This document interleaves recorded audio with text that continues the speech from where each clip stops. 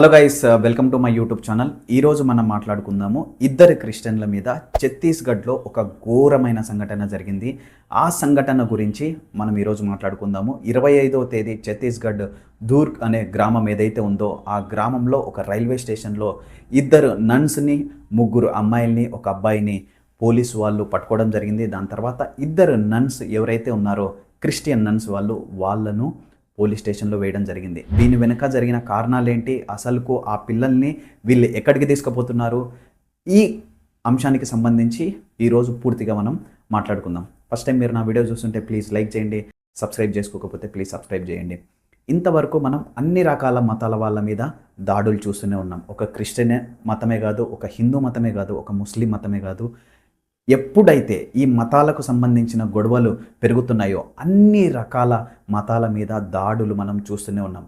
ఆ రకంగానే ఈరోజు మనం ఒక భయంకరమైన సంఘటన గురించి మనం మాట్లాడుకుందాం. ఇది ఛత్తీస్గఢ్లో 25వ తేదీ దూర్గ్ అనే ప్రాంతం రైల్వే స్టేషన్లో జరిగింది. ఇద్దరు నన్స్ ఎవరైతే ఉన్నారో వాళ్ళు ముగ్గురు పిల్లల్ని ఛత్తీస్గఢ్ నుంచి ఆగ్రాకు తీసుకువెళ్తున్నారు. ఎందుకు వాళ్ళు తీసుకుపోతున్నారో తెలీదు, ఎవరికి తెలీదు. ఆ పర్టికులర్ టైం వరకు ఎవరికి తెలీదు. కానీ కొద్దిసేపటికే బజరంగ దళకు సంబంధించిన ఒక వ్యక్తి వాళ్ళని చూడడం జరిగింది. చూసిన తర్వాత వాళ్ళని అడగడం జరిగింది, ఆ అమ్మాయిలను, మీరు ఆ నన్స్ ఎవరైతే ఉన్నారో, ఆ క్రిస్టియన్ నన్స్ ఎవరైతే ఉన్నారో వాళ్ళతో మీరు ఎక్కడికి పోతున్నారని వాళ్ళను అడగడం జరిగింది. వాళ్ళు చెప్పారు, మేము ఇట్లా నర్సింగ్ చదువుకోవడానికి పోతున్నాం అండ్ ఏదో ఇంట్లో వాళ్ళు వర్క్ చేయడానికి పోతున్నామని వాళ్ళకి చెప్పడం జరిగింది. ఆయన వాళ్ళని టికెట్లు అడిగినారు. టికెట్లు అడిగితే వాళ్ళ టికెట్లు ఏవైతే ఉన్నాయో మా దగ్గర లేవు, ఆ నన్స్ దగ్గర ఉన్నాయని వాళ్ళకి చెప్పిన వెంటనే ఇమ్మీడియట్గా ఆయన ఏం చేసినాడంటే పోలీస్ వారికి కంప్లైంట్ చేయడం జరిగింది. పోలీస్ వాళ్ళకి కంప్లైంట్ ఇచ్చిన తర్వాత పోలీస్ వాళ్ళు ఆ నన్స్ ఎవరైతే ఉన్నారో వాళ్ళ మీద హ్యూమన్ ట్రాఫికింగ్ అనే కేసు వాళ్ళ మీద వేయడం జరిగింది. ఇది 143 సెక్షన్ కిందకి వస్తుంది.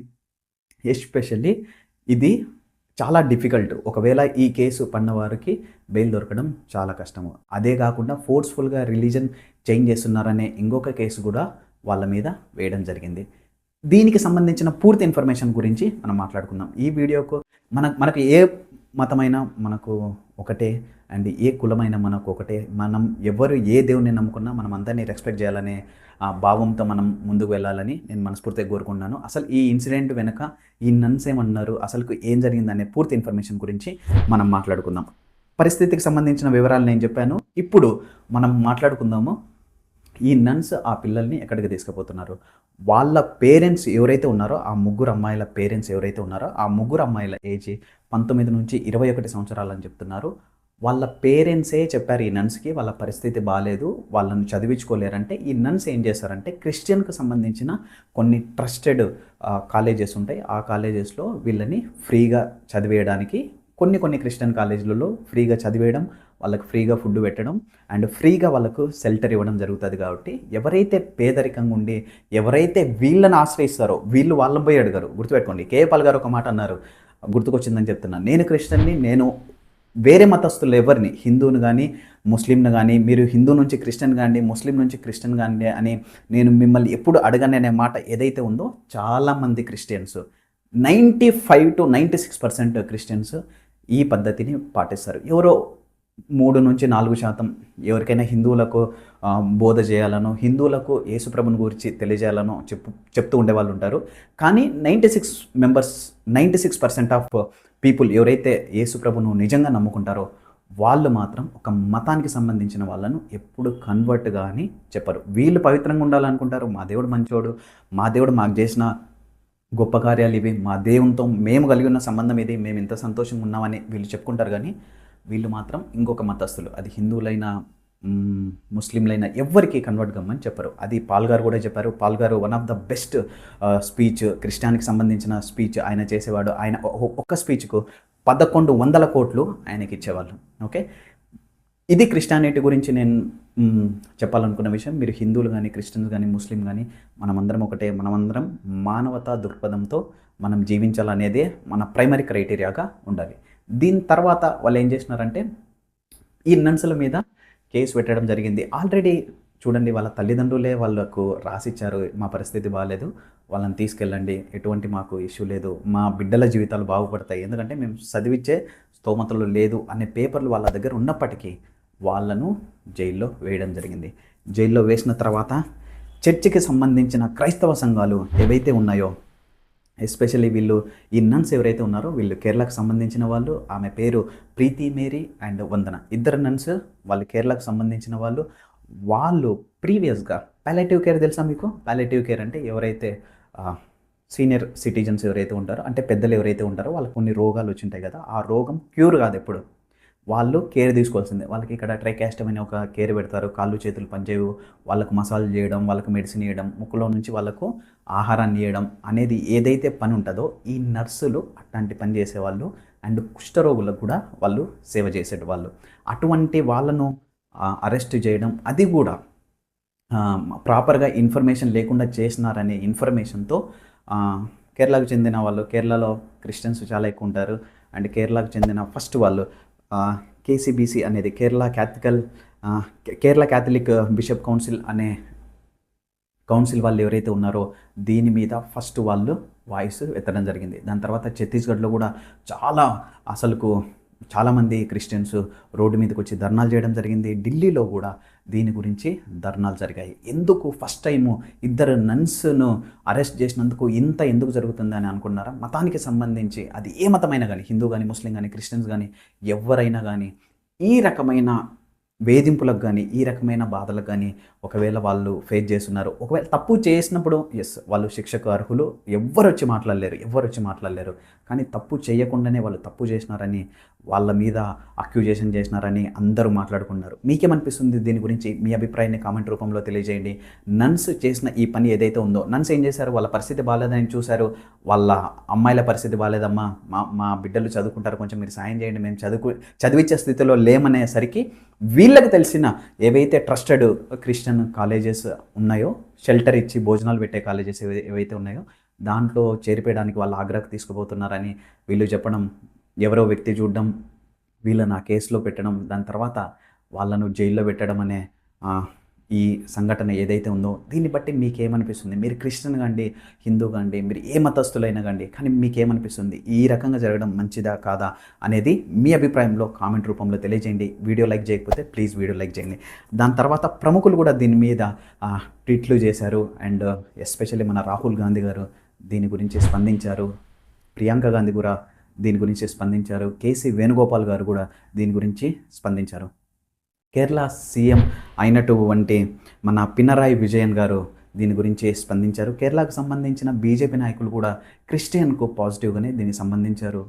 బేస్డ్ ఆన్ సమ్ అలిగెన్స్ మాట్లాడుతున్నారని దానికి సంబంధించి వాళ్ళు చెప్పడం జరిగింది. బట్ ఇది ఎంత పెద్ద సంఘటన జరిగిందంటే, ఎంత పెద్దదంటే నిజంగా మీరు ఊహించుకోలేరు. ఛత్తీస్గఢ్ సీఎం కూడా దీని గురించి ఆయన ఎక్స్ప్లెనేషన్ ఇచ్చుకోవాల్సింది వస్తుంది. ఎందుకంటే ఇది ఒక మతానికి ఇంకొక మతానికి జరగబోయే పెద్ద రచ్చగా కాబోతుంది కాబట్టి ఛత్తీస్గఢ్ సీఎం అయినటువంటి విష్ణు దేవసాయి గారు కూడా దీని గురించి స్పందించాల్సి వచ్చింది. ఆయన కూడా చెప్పినారు, వాళ్ళ నర్సింగ్ పేరుతో మాత్రమే తీసుకువెళ్తున్నారు, వాళ్ళను హ్యూమన్ ట్రాఫికింగ్ చేస్తున్నారు, ఇది ఒక అక్రమ రవాణా కాబట్టి మహిళల భద్రత కోసం మేము ఈ విధంగా చేస్తున్నామని వాళ్ళు చెప్పడం జరిగింది. నిజంగా చాలా బాధ అనిపించింది. ఎవరి వర్షన్లో వాళ్ళు కరెక్ట్గా ఉన్నారని అనిపిస్తుంది. వీళ్ళ వర్షన్, ఇప్పుడు నన్స్ వర్షన్ చూస్తే వాళ్ళు కరెక్ట్గా ఉన్నారు, వాళ్ళ దగ్గర పేపర్లు కూడా ఉన్నాయి. ఇప్పుడు సీఎం గారు మాట్లాడిన, విష్ణు దేవసాయి గారు ఎవరైతే మాట్లాడినారో వాళ్ళు మాట్లాడిన విధానం కరెక్ట్గానే ఉంది. కానీ ఇంతవరకు ఒకవేళ వాళ్ళని అక్రమంగా వాళ్ళని తీసుకొని పోతుంటే వాళ్ళని అంత ఫ్రీడమ్ ఎందుకు వదులుతారు? అసలుకు పక్కన స్టేషన్లో అంతమంది ఉంటే ఎవరికో ఒక్కరికైనా వాళ్ళు చెప్పారా మమ్మల్ని ఈ విధంగా బలవంతంగా తీసుకొని పోతున్నారా అని? బలవంతంగా తీసుకుపోయే వాళ్ళు ట్రైన్లో తీసుకుపోతారా? అండ్ బలవంతంగా తీసుకుపోయే వాళ్ళు అంత ఓపెన్గా అంత మంది మధ్యలో తీసుకుపోతారా? బలవంతంగా తీసుకుపోయే వాళ్ళు వాళ్ళ ఇళ్ళల్లో సైన్లు తీసుకొని తీసుకుపోతారా అనే క్వశ్చన్లు చాలామంది రైజ్ చేస్తున్నారు. దీనికి మీరేమనుకున్నారు? మీ అభిప్రాయం ఏందో కూడా కామెంట్ రూపంలో తెలియజేయండి. దీనికి సంబంధించి నన్స్ను కూడా క్వశ్చన్ అడగడం జరిగింది. అమ్మ, మీరు నిజంగానే వీళ్ళను వేరే చోటికి తీసుకొని పోయి ఏదైనా చేద్దామని అనుకుంటున్నారా, లేకుంటే వీళ్ళను మతం మార్పిడి చేయాలని మీరు అనుకుంటున్నారా అంటే వాళ్ళ నన్స్ గురించి ఒకవేళ మీకు కావాలంటే మీరు కామెంట్ చేయండి. నేను నెక్స్ట్ వాళ్ళు ఏం చేశారో, అసలు వాళ్ళ జీవిత చర్య ఏంది, వాళ్ళ జీవితం ఏంది అనే దాని గురించి నేను మీకు ఒక వీడియోలో పూర్తిగా చెప్పడం జరుగుతుంది. వాళ్ళు ఏమనుకున్నారంటే మానవతా దృక్పథంతో మా జీవితాన్ని మేము దేవునికి అప్పగించుకున్నాం. దేవునికి అప్పగించుకొని మేము ఏదైతే మేము సేవ చేయగలమో ఏం ఎక్స్పెక్ట్ చేయకుండా ఏదో వాళ్ళు ఇచ్చే 2000, 3000, 4000, 5000 ఏదైతే ఉంటుందో వాళ్ళకు ఫ్యామిలీస్ ఉండవు. అంటే వాళ్ళు పెళ్ళిళ్ళు చేసుకొని ఉండరు. సో మేము ఏదో సేవ కోసం దీంట్లోకి వచ్చాం, కానీ మేము వీళ్ళకి ఏదో ఒక సహాయం చేయాలని అనుకుంటాం, కానీ వీళ్ళను మతం మార్చాలని మాత్రం ఎప్పుడు అనుకోము. మేము మా దేవుణ్ణి నమ్ముతాము, మేము యేసుప్రభుని నమ్ముతాము, మేము క్రిస్టియన్లము. బట్ వేరే మతస్థుల్ని మీరు మా దేవుణ్ణి నమ్మండి అని మాత్రం మేము ఎప్పుడు చెప్పమని వీళ్ళు ఏదైతే మాట చెప్పినారో నిజంగా అది చాలా హార్ట్ టచింగ్ అనిపించింది.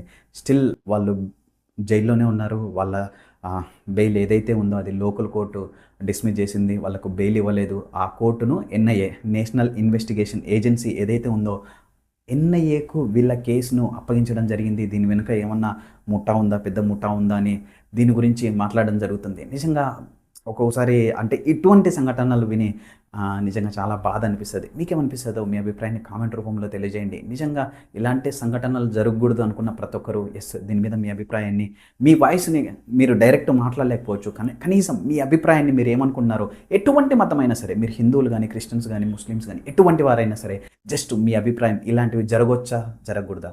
మనస్ఫూర్తిగా నేనైతే కోరుకున్నాను ఇలాంటివి మాత్రం జరగకూడదని. కంక్లూజన్ మనం మాట్లాడుకుందాము.